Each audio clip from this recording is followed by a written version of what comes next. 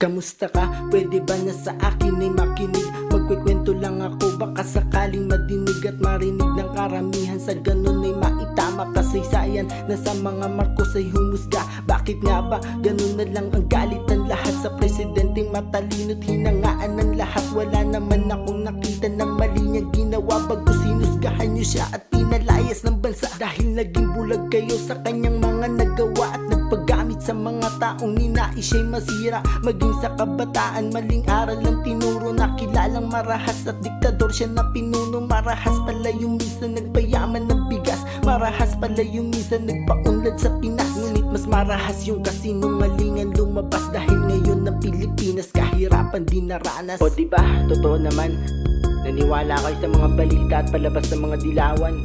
Nakisa sa EDSA people power, kahit di nyo alam ang katotohanan. Kasi ganyan tayong mga Pilipino. Kung ano ang ingay, makikiingay. At kung ano ang uso, makikisabay. Ha! Nakakaiyak lang na nakakatawa. Oo, nakakaiyak na nakakatawa. Alam nyo kung bakit nakakatawa? Kasi nagkaisa nga tayo upang ipwesto yung mali at pababayin yung tama. At kung ba't nakakaiyak? Kasi yun yung pinakamaling desisyon na ating nagawa. Oo, yun yung pinakamaling desisyon na ating nagawa.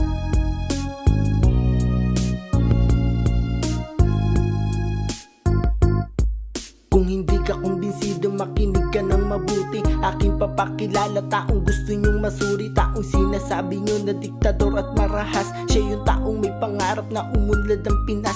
NLEX, LRT na iya, ospital pabahay. Sa kanyang termino maraming kumaan ng buhay. Di lang dito sa Pinas, maging sa ibang bansa ay kinikilala siya. Lalo na ng South Korea, siya yung klase ng pinunong magaling at matalino. Kaya marami ang takot sa kanyang pamumuno. Ninais na pabagsakin, sinira mga plano. Ginamit mga tao, tayo tong nagpakabobo. Sa takot ng ibang bansang maisa katuparan. Mga plano ng Pangulong sa Pinas magpapayaman. Ginamit mga pare, pati ang mga media. Kaya lahat ng tao kanilang napaniwala.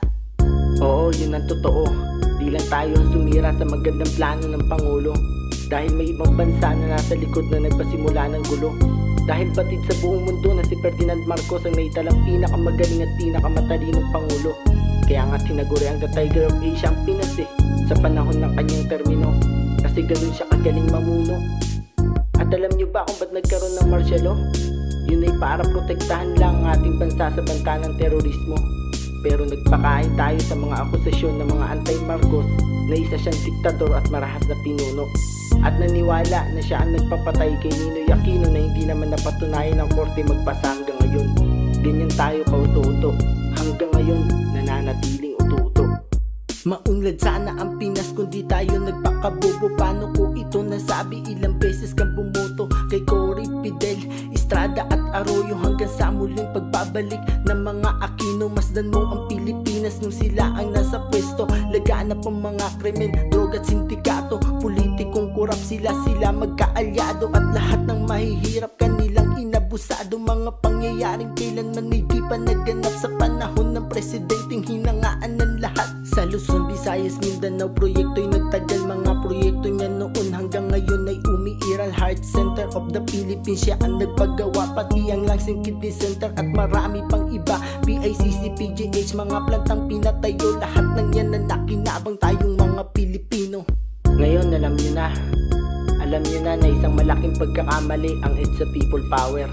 Dahil inalisan nyo ng karapatang umunlad ang bansang Pilipinas. Inalisan nyo ng isang magaling at matalinong pinuno ang bansang Pilipinas. At dahil sa isang malaking pagkakamaling ito, isa sa dumaranas ng kahirapan ang bansang Pilipinas. Ngunit di pa huli ang lahat. Oo, di pa huli ang lahat. May pagkakataon pa tayong mga kabataan na itama ang pagkakamali ng ating mga magulang. May pagkakataon pang umunlad ulit ang nagdurusa at naghihirap nating inang bayan. Sa paanong paraan?